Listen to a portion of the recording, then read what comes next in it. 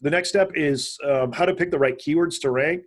I think from what I've seen from Six Leaf, they've kind of got the same theory that I do where, and this is a huge mistake that a lot of people make is, picking like the first like top 3 to 5 keywords, which is what you don't want to do generally, because what will happen is you'll burn through a ton of cash and not rank initially. What you want to do is you want to do kind of like a reverse pyramid type setup where you want to go for the middle or, lower end keywords.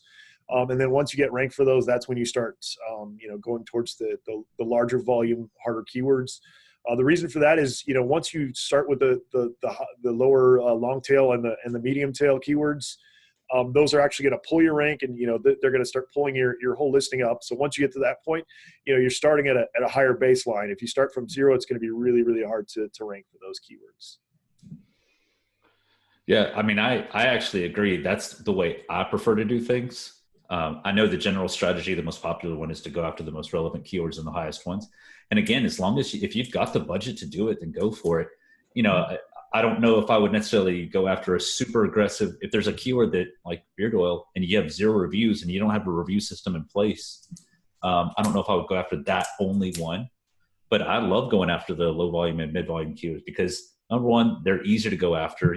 So you can save a little bit of money.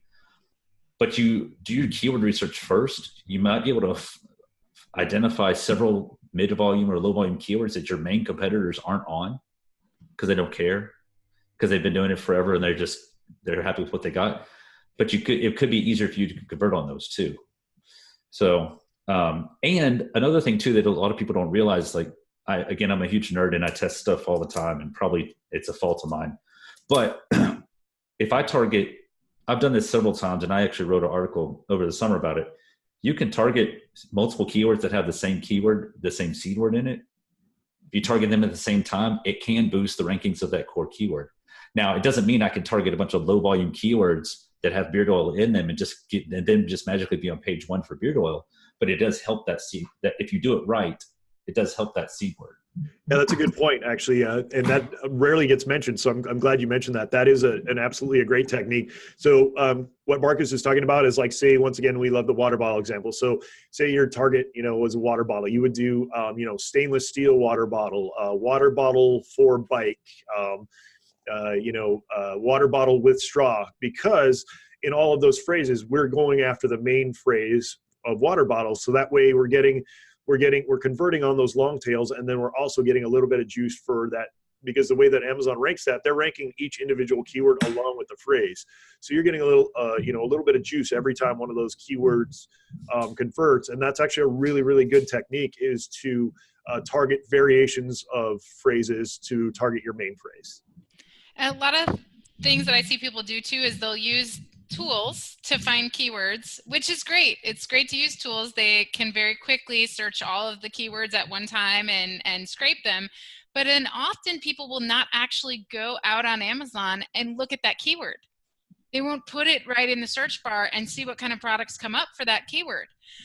So it's a good idea when you think that you have the best keywords based on your tools to actually go out and look at them and see, what competitors are doing. And so one of the exercises I like to do is I like to pretend that I know nothing.